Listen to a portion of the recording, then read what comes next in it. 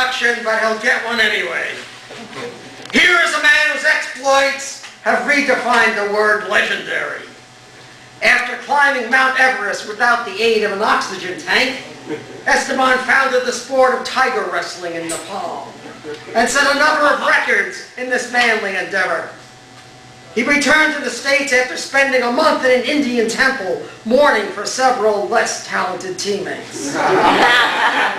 The frieze of the temple was decorated, as you might expect, with statues of couples in various forms of sexual conduct. Back in the USA, as nimble in the branches of a tree as he is on the ground, Mr. Colon climbed the highest of the high redwoods, wow high, then rode a hang glider to Alaska, where he repelled romantic advances from Sarah and Bristol Palace. Esteban's mind is so powerful that he made psychic contact with Leslie Heath Morrow, almost long enough to discern the whereabouts and dead or alive status of that mysterious poet. Esteban is tirelessly devoted to his own craft. He's a veritable perpetual writing machine. Once he wrote an epic poem on the inside cover of a matchbook and a novel on the outside cover. Enough said. With pride, fear, and trembling, I bring you Mr. Esteban Colon.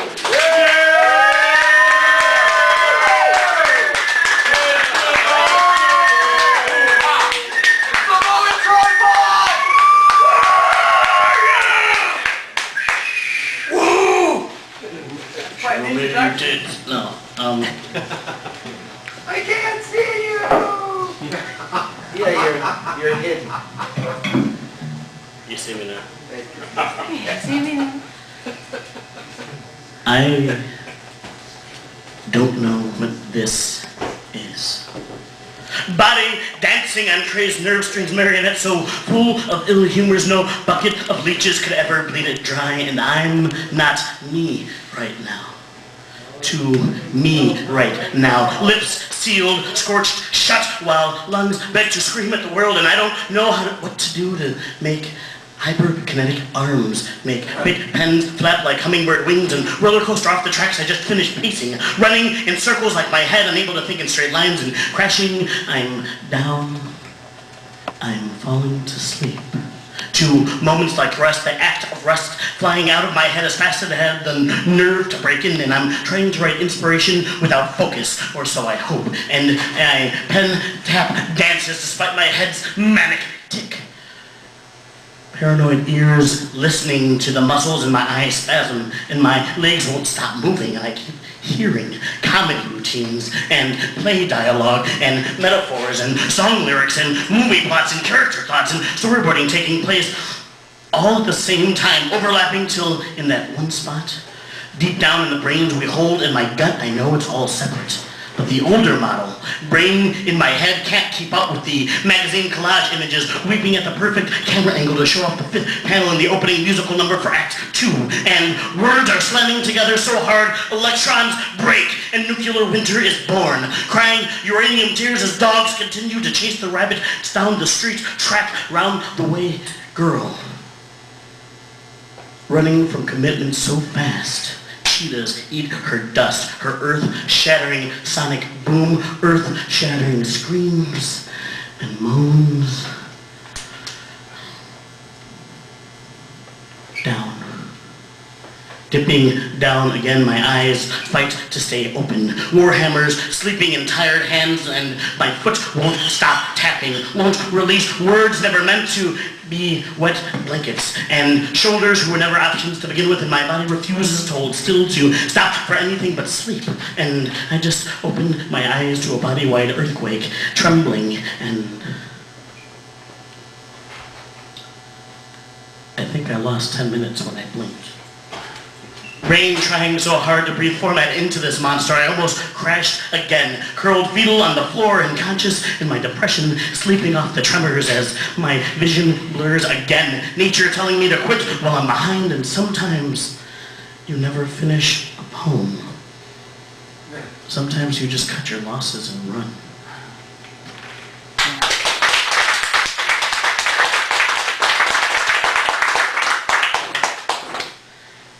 This is brand new. trade one obsession for the other trade, one obsession for taste bud orgasms in eyelid heavens, gray matter grammar school playgrounds where dance till dawn feet bath the sun awake. Wake a sleep walk earth, each citizen stomping feet in unison, never marching, and I trade one obsession for another, finding the streetcar I desire, a salesman's grave revelations, rotating staff too regular to maintain any sense of continuity. Obsession, strung through thoughts so small atoms suffocate, corpses piling up like statistics, like partners with trading card diseases floating in shared fluids, and I trade one obsession for another, make one obsession into another, desire and motion made into matter, indestructible, just shifting forms. And I'm trading till I lose my house. The odds of winning plunging like returns on stock options, wages, opportunities. And I trade one obsession for another. Dancing in the dark with eyes closed, noose firmly placed, celebrating the only damn things that belong to me anymore. I trade one obsession for another. One obsession for another. One obsession for another I trade. Thank you.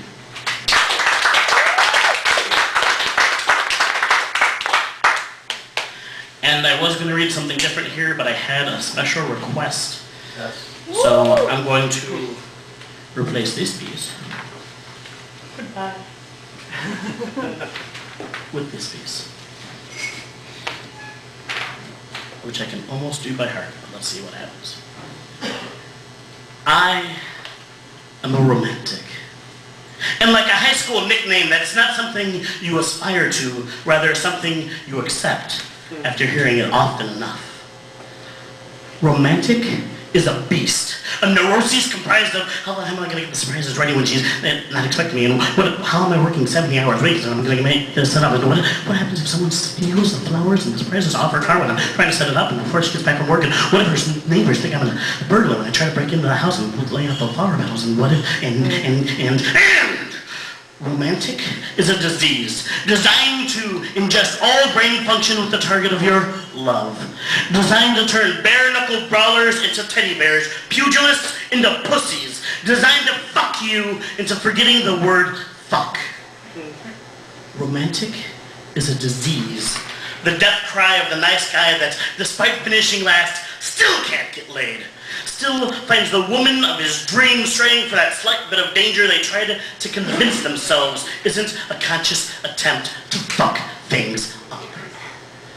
To get herself hurt like the masochist that all women are.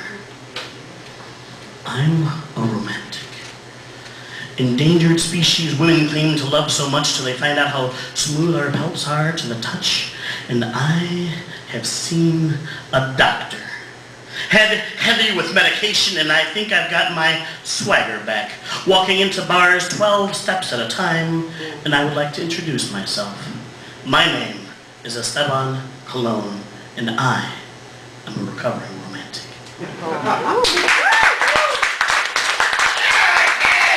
Hey, what's going on here? What's the deal with the puppet?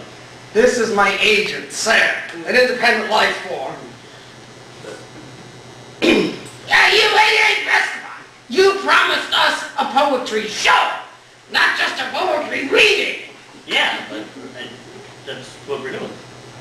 A reading, straight poetry is boring.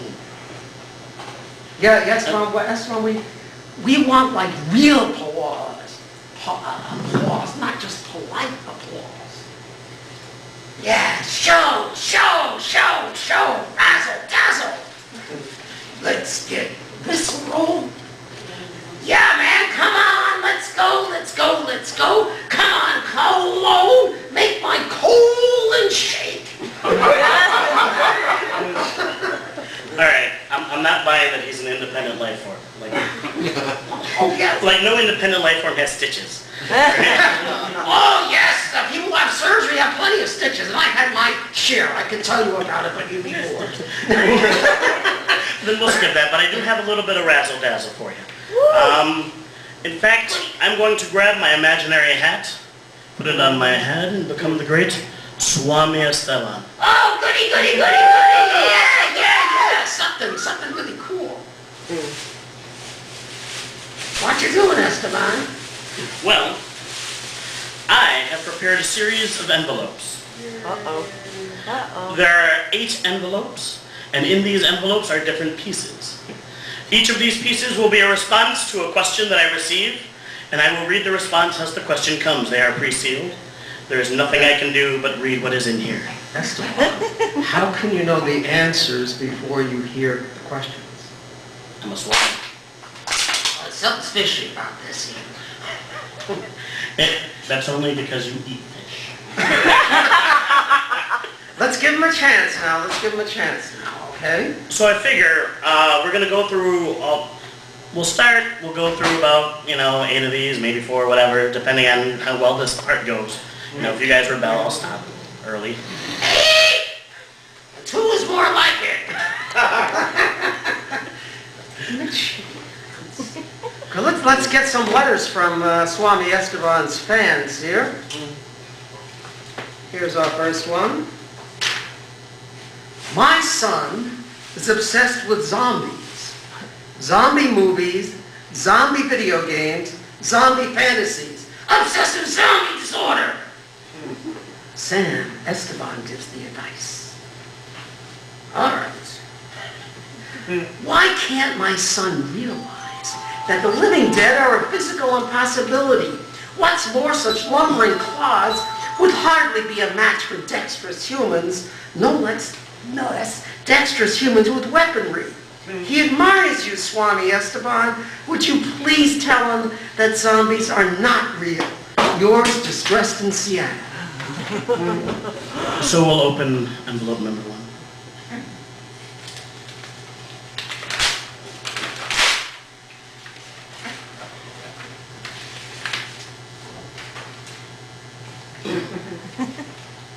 Distressed in Seattle, zombies are real. The spare parts of lost souls stitched like a patchwork corpse quilt, exquisitely cobbled together till its beret and snapping fingers gain enough sentience to vote Democrat, to declare all war bad and the government is the devil. Zombies are real, sitting mixed in with everyone like live carrots, repeating the liberal mantra all artists must have, or risk losing their license to pretend to think. Zombies are real, undetected by society at large as they claim to have open minds, by dogmatically opposing those who don't have open minds, because as we all know, it's 2 wrongs that make a right. Zombies are real. Real writers of poetry, real bodies beside you, laughing and smiling, shaking their heads while pretty venom flows from my mouth, who is willing to admit that war can be necessary. That our president might be even worse than the last guy. That the government isn't always trying to do nothing but subjugate its people. That yes, sometimes minorities end up without the job only because we are not the most qualified person for it. You see, zombies are real. Really telling women that glass ceilings don't break. That reverse racism is the same thing in different skin, rather than the equality that properly used words would imply. Zombies are real, dining on common sense like the gray matter of mole rats, slowly shuffling their feet, multiplying till living, breathing, thinking human beings begin to wonder what brains taste like.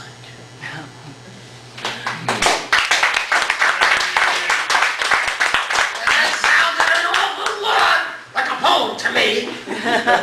He's a poetic Swami. Get over it. Okay, here's our next letter. Let me read the letter.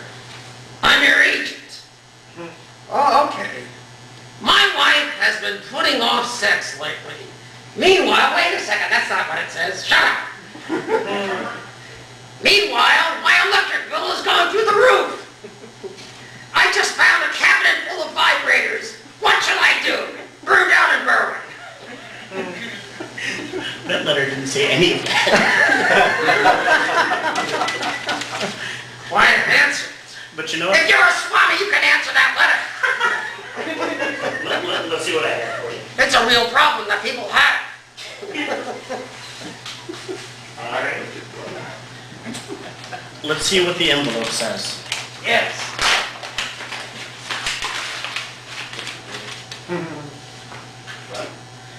The envelope responds to you with a piece called Frank and Nancy.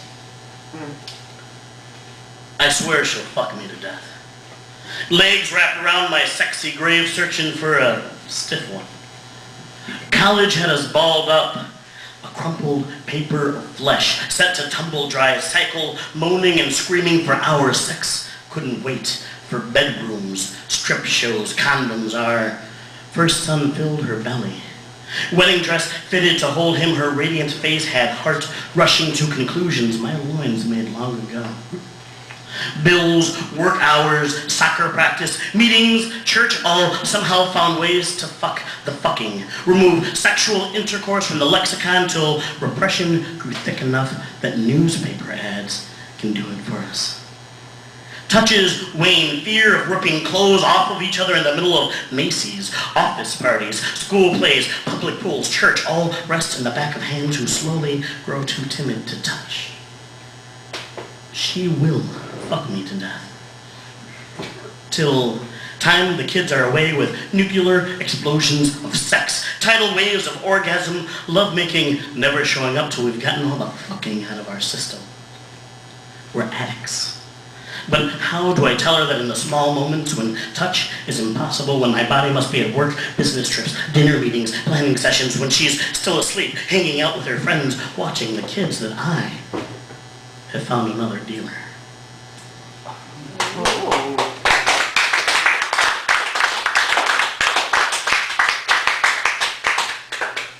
What was that?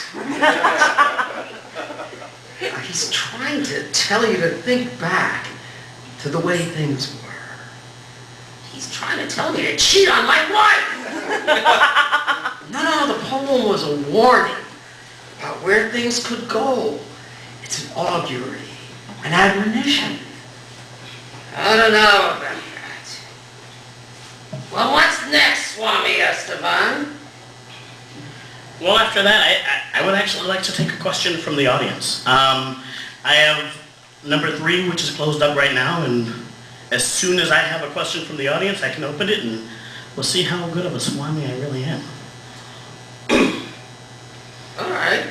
You like That sounds okay to me. All right. So, is there anyone in the audience who would like to ask a question? No one's been planted for this either, by the way. How long will Occupy Wall Street last? How long will the...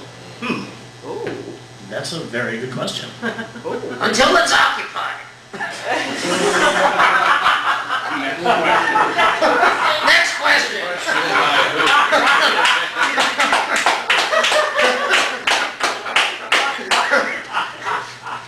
Mr. Jones, you got a question? What's poem 3 about?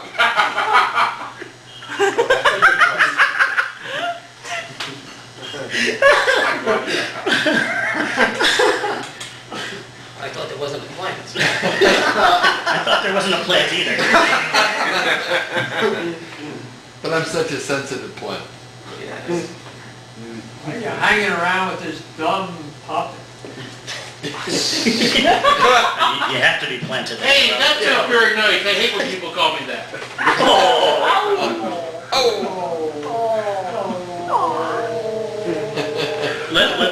Let's see how close to these answers I can get with this one. Everyone wants to be a part. Part of the solution, problem, just part. Moses parted the Red Sea, seeing a place for his people, wanted to be a part of the solution. Wanted to see the whole picture, never saw the promised land. The desert extracted too much life from Moses. Life distracts too many from purpose, attempting to be a part. People are more adept at breaking apart than being apart. Only see parts, exact portions of solutions, problems. Man sees exact change only. Sees crashing down on all other parts of the equation like Pharaoh's men in hot pursuit. Everyone wants to be a part Of so many different distractions, we circle the desert for decades, decaying together because, after all, there are corpses rotting in the heat, and everyone wants to be a part of something.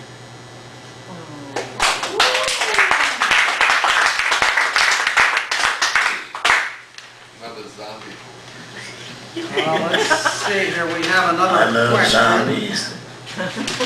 We have another question here. Okay, here's another question. I'd like to top this off with something sweet. Hi, I met the most amazing boy last night, and we really seemed to hit it off. I mean, he was really interested. I could see it in his eyes, and he was so sincere when he said he'd call. But he hasn't called. Do you know why, Swami Esteban? Let's find out.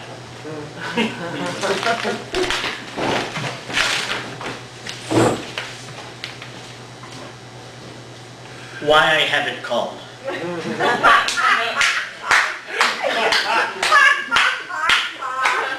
Amazing!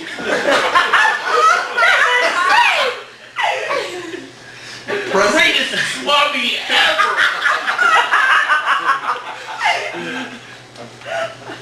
Because I'm not really that interested, but you're cute.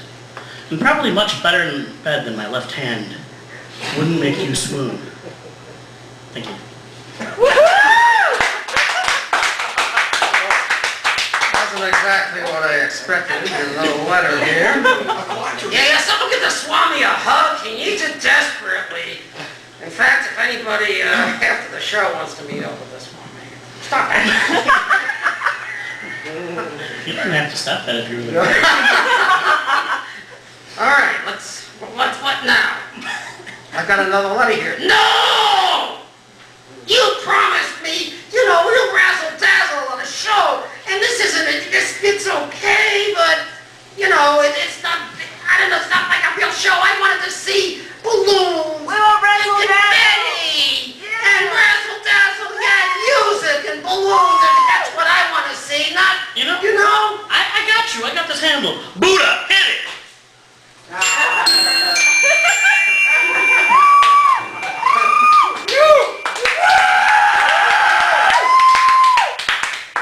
Okay, Sam, you're gonna rest for a little bit here. I can't see. What's your phone number if we need to call? Okay, One of the ladies out there. so we close the show with a little reading to music, huh? Oh, yeah. All right. In fact, kind sir, I will give you the stage. Okay, where's the musician? Where's our musician? Hold on. All right. Stand up. I can stay. Here you go.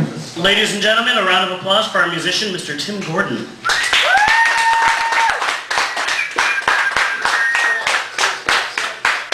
Oh, he needs a little time, huh? Oh. I knew this guy was bass. You gotta stop insulting people, Sam. That's a bad habit to get into. I like it.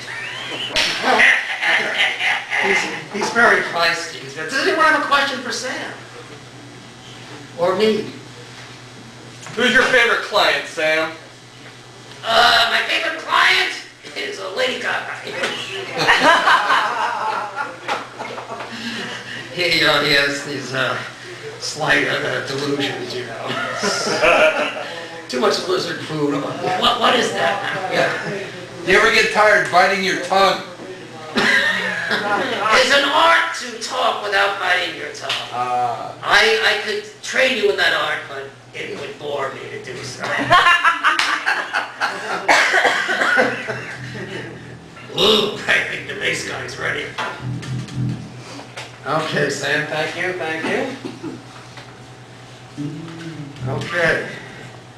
And this is the wooden blackbird. The wooden blackbird circled my house and landed on the north wall. The wooden bird's talons adhered to the aluminum siding, coated by a slippery patina from years of weathering, like sticky spider legs. I lay on my bed, secure behind windows the bird could never penetrate, but sleep remained a stranger, for the creature's presence ached like phantom pain in a lost limb.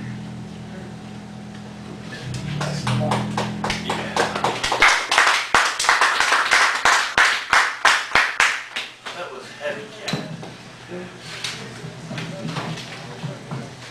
Bam.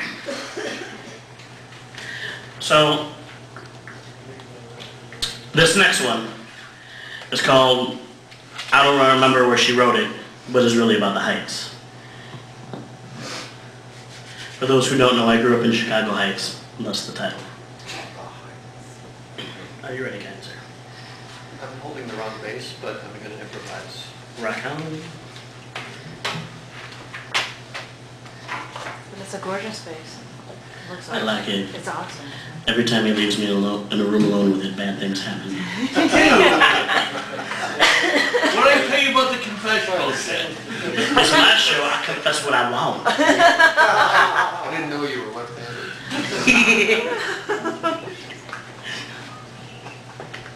There's lots you don't know yet. You notice how I slipped the yet at the end of there. Go ahead. I was born in Ursula Rucker's Wonderland. And I know this land, 'tisn't of me, isn't of the free. A land composed of open eyes who refuse to see and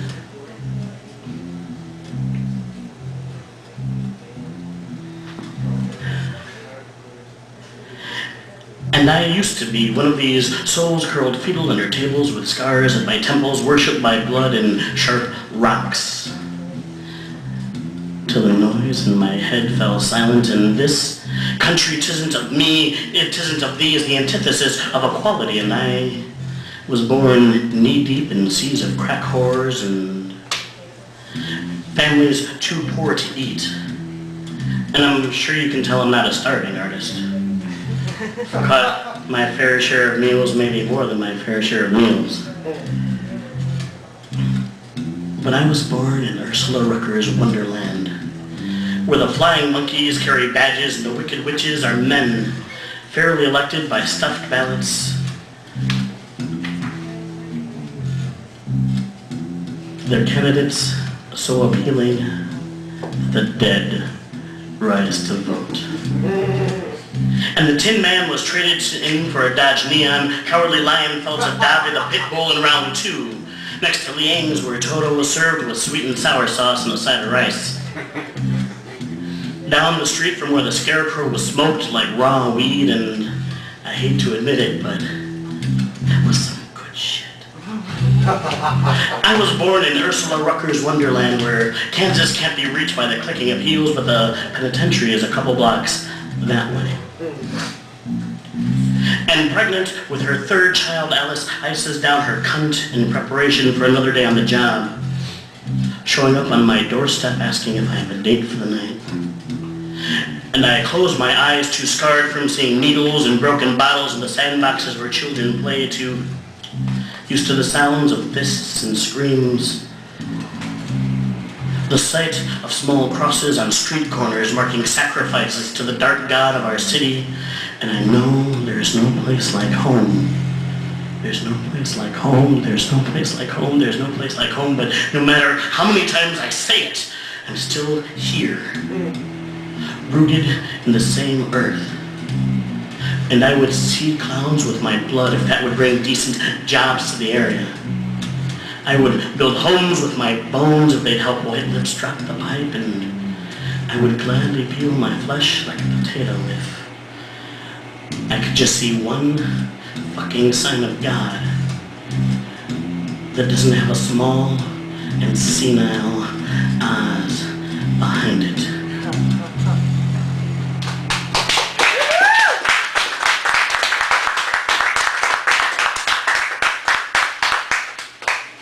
Yeah, I usually do long poems. In fact, at Buddha's I had a feature that was like one giant poem. But tonight, I'm doing short ones, but I would like to read a poem justifying long poems.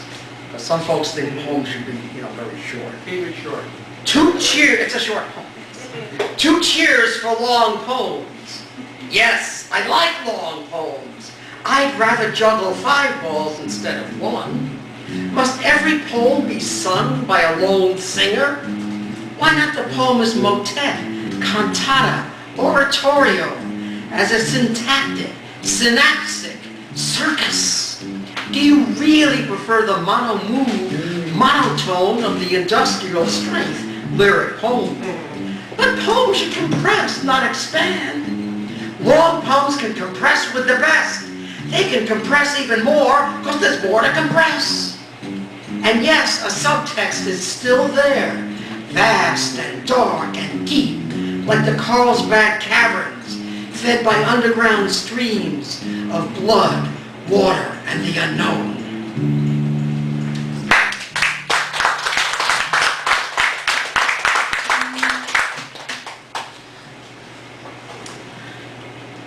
I normally don't read this poem, because I've made the mistake of letting someone else read it, and they read it better than I think I can.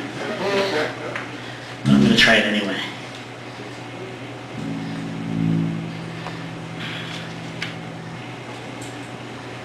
It's called Don't.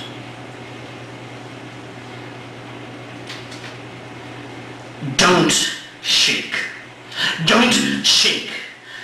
Don't shake your cup at me. Don't ask my hardened hands for the curves of nickels or dimes.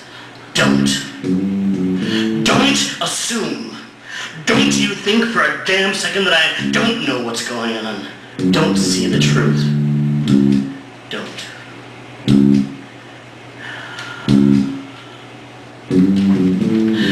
Don't you shake it. Don't assume that I live in a castle. Don't assume I didn't pack my food in ice to keep it from rotting. Don't. Don't shake your head at my snap, crackle car.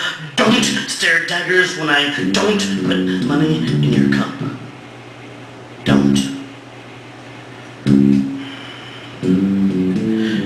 Don't assume I can eat whenever I want. Don't assume dancing feet are trying to outrun quicksand. Don't. Don't.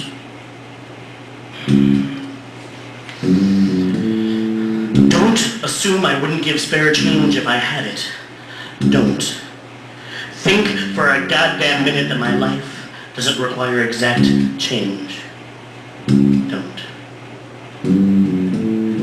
Exact cost keeping me exactly 1 step ahead of shaking my own cup.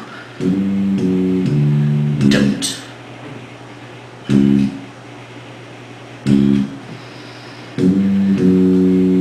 Don't shake your cup at me, scowling, judging. Don't. Don't you fucking dare.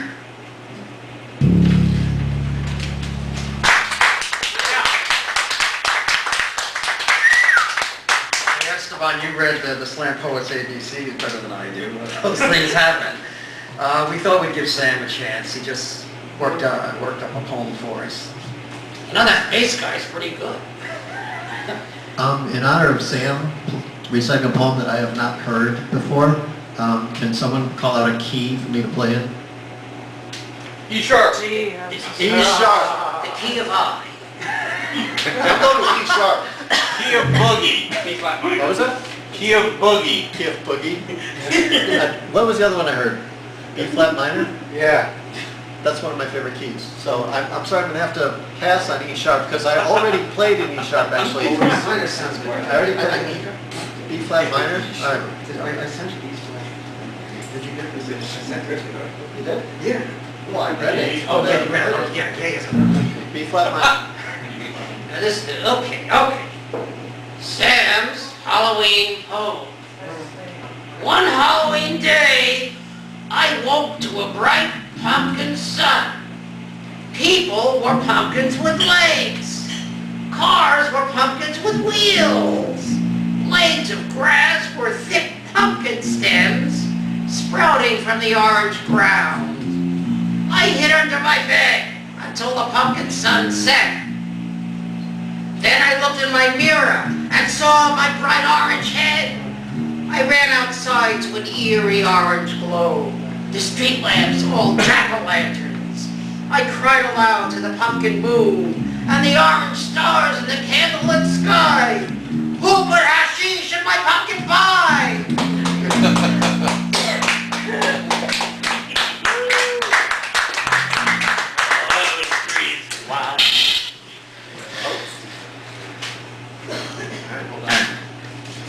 You ready? So, some of you might be familiar with this. I'm just gonna launch into it. I'm out. Don't launch. Yeah. No launching. Hold the launch. There's a... Oh, for crying out loud. That's better. Alright. So I can launch now? You give me an agent to train me what to do. The launch has been aborted. Alright, you're free to launch. Alright. I launched 5 minutes ago. Then this one's for you, baby. Alright. Opposite world, opposite world. I cried as I tried to write opposite world. Implied in my pride were the words that unfurled as I became your guide into opposite world. Opposite world, opposite world. Where you are a boy and I am a girl, and I lay my head in your chest as we twirl, dancing and prancing in opposite world. Opposite world, opposite world, where the skies all hold prizes and mirrors are doors, where we can climb clouds till we reach sunbeam floors, where strangers charge locals to take them on tours. Deep in the shallow of opposite world. Opposite world, opposite world, where Murphy's outlawed and Occam's found flawed, where pugilists prance, never to be jawed, where puppies and kittens find themselves pawed by people pets inside this opposite world. Opposite world, opposite world, where everyone listens and all understand, each person in every small nook in this land. I ask you now, dear, won't you please take my hand to not live with me deep inside opposite world. Thank you. Yeah.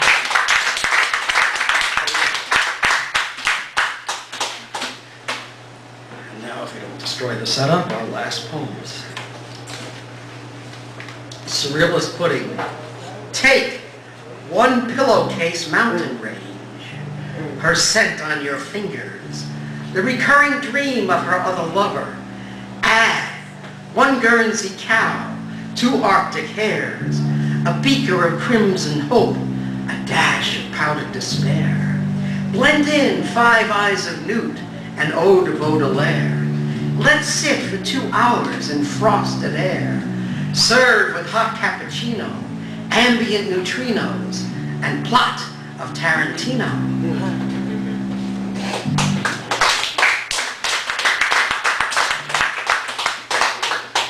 All right, so we're going to wrap this up a little differently than I do at poetry shows. When I'm at music open nights, I tend to do something a little different, and that's what we're going to do here. So, Woo! Music, yay! so what's going to happen here is our friendly neighborhood bassist is going to play something that I haven't heard before, and he's going to do this because if he plays something I have heard before, I'm not going to do as good a job. And I'm going to randomly spit words at you, and we're going to hope some of them stick. Yeah. All right? Improv. Extemporaneous. Oh, now's the time when I should have them call out a key. If you want something you've never heard before. Yeah, have him go on a key. I could try E sharp. E sharp! Oh, for crying out loud.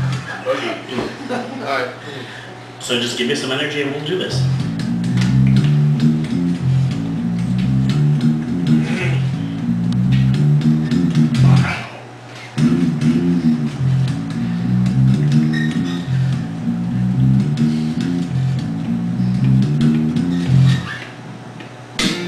None of the streets were safe from the way they had crawled across the walls back in the day. Everything that flew forth from their lips had nothing real to say.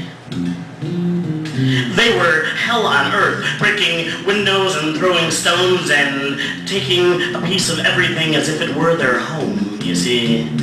There was nothing in the future for any of these boys, and they damn well knew it.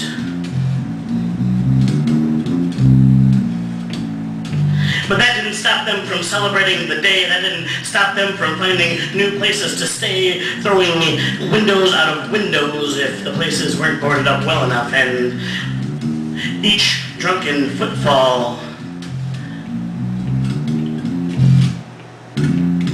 was often followed by a catcall, by a swirling around the nice pieces of bouncing this or that they might have seen crossing the street.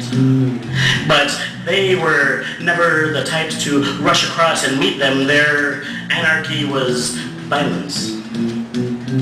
See, these boys were all cut from the same thread, and that thread was burnt at the edges so that you couldn't make any more of this sort of thing that spread. Like they had propellers on top, flying into all of the different fields and germinating, coming from the ground. There wasn't enough sun to feed each of these boys who were ready to eat the earth itself. The concrete would break under their feet, and they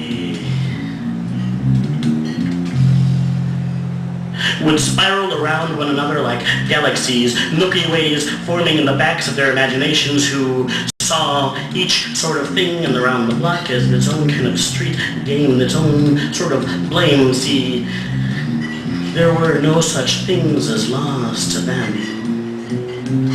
And I can say all I want to, I can pass whatever judgments you think I should be willing to do, but I still call most of them friend, and even though some of them I still have to stare through glass and talk through a phone to speak to, I remember I'm the one that didn't get caught. Thank you.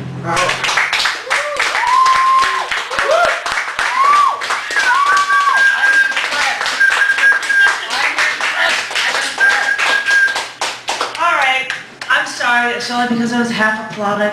I don't think that was loud enough. Give it up one more time for us tonight.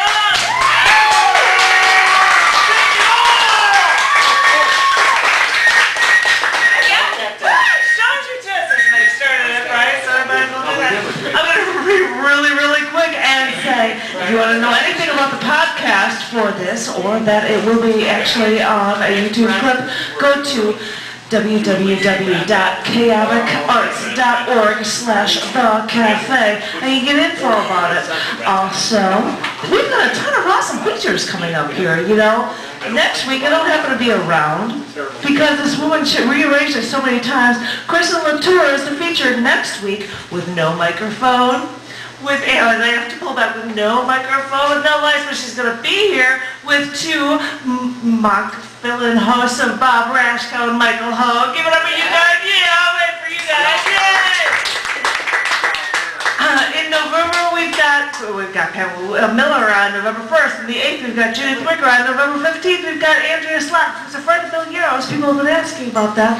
And because the next week is the Tuesday before Thanksgiving, and who's going to be coming, that's what I figured I'd take a spot for. So I'm going to be going on November 22nd.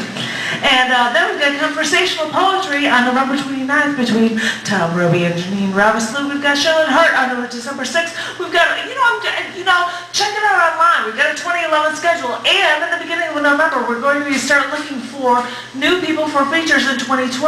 We've even put the list up so everybody can know what the dates are. And thank you all so very much for being here. And I won't be here, so I hope that our two hosts will see you here next week for a great feature. And thank you all. Thank you.